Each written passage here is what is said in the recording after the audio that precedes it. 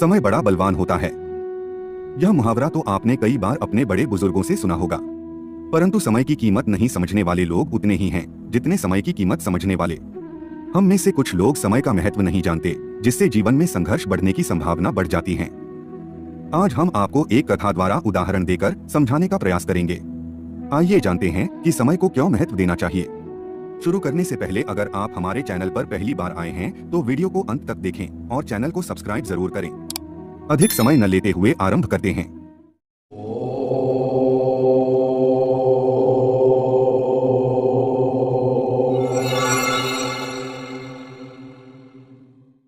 समय धन से भी अधिक मूल्यवान है, क्योंकि यदि धन को खर्च कर दिया जाए तो यह वापस प्राप्त किया जा सकता है। हालांकि यदि हम एक बार समय को गवा देते हैं तो इसे वापस प्राप्त नहीं कर सकते।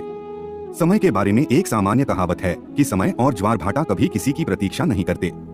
यह बिल्कुल पृथ्वी पर जीवन के अस्तित्व की तरह ही सत्य है। अर्थात जिस तरह से पृथ्वी पर जीवन का होना सत्य है, ठीक उसी तरह से यह कहावत भी बिल्कुल सत्य है। समय बिना किसी रुकावट के निरंतर चलता रहता है। यह कभी किसी की प्रतीक्षा नहीं करता है।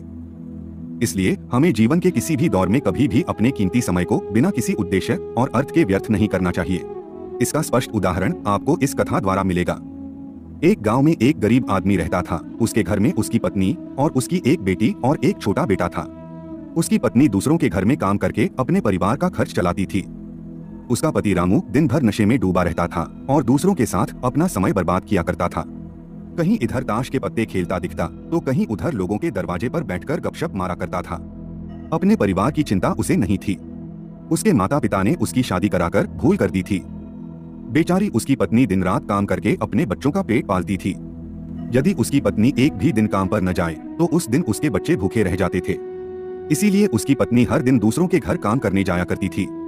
परंतु रामू को इन सब बातों से कोई फर्क नहीं पड़ता था। उसे बस अपना समय व्यर्थ करके हंसी मजाक और पत्ते खेलने में बहुत आनंद आता था। शाम को शराब पीकर घर आकर जोर जोर से अपनी पत्नी पर चिल्लाता था। कई बार उसने अपनी पत्नी को मारा भी।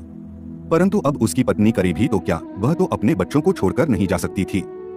रामू को जो कोई भी समझाता था, रामू उसके साथ लड़ता झगड़ता और कहता, तुम्हें मुझसे क्या लेना देना, मैं कुछ भी करूं, यह मेरा जीवन है, मैं तुम्हारे घर में खाता हूं क्या। इसके कारण कोई भी गांव का सदस्य उससे इस बारे में बात ही नहीं करता था। कुछ दिनों बाद गांव में एक ऐसी घातक बीमारी ने जन्म लिया जो मानव जाति के लिए अत्यधिक खतरनाक थी। चारों तरफ उस बीमारी का कहर था।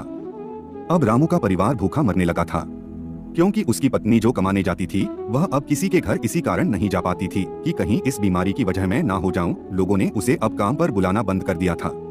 उसके घर में अनाज का एक दाना भी नहीं था, ना ही उसके घर में कुछ पैसे थे। अब वह क्या करता। उसका छोटा बेटा भी बीमार पड़ गया। बच्चे का स्वास्थ्य ज्यादा बिगड़ गया। तब रामू को समझ आया कि अपने परिवार पर ध्यान देना चाहिए। उसने बच्चे को अस्पताल ले जाने को सोचा, परंतु उसके पास पैसे नहीं थे। वह गाँव वालों से पैसे उधार मांगने गया।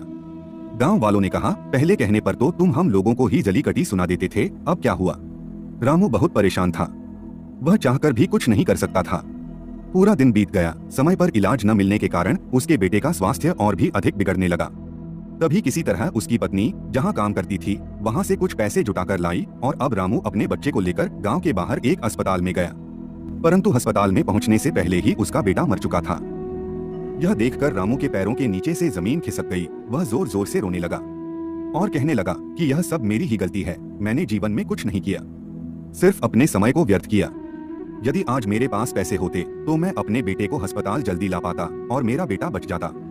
मैंने अपने जीवन में समय को बहुत व्यर्थ किया है, परंतु आज बेटे को खोने के बाद मुझे समय का मूल्य पता चल गया। हमें इस कहानी से यह प्रेरणा मिलती है कि हमें अपने समय को व्यर्थ नहीं बल्कि उसका सदुपयोग करना चाहिए, तभी हमें जीवन में सफलता मिल सकती है। इस कहानी में अगर रामू पहले से कोई काम करता होता तो उसके पास पैसे होते और समय पर अपने बेटे का इलाज करा पाता, जिससे उसका बेटा आज जीवित होता।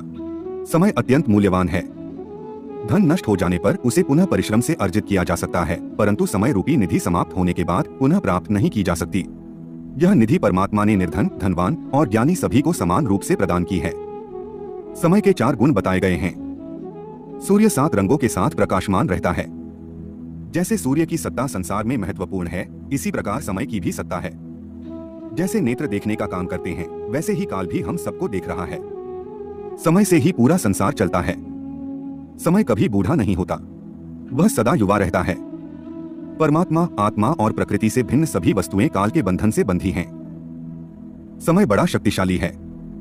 उस पर सवारी ज्ञानवान और बुद्धिमान लोग ही कर सकते हैं। समय पर कार्य करने वाले व्यक्ति को समय निकल जाने के बाद पश्चाताप के सिवा कुछ नहीं मिलता।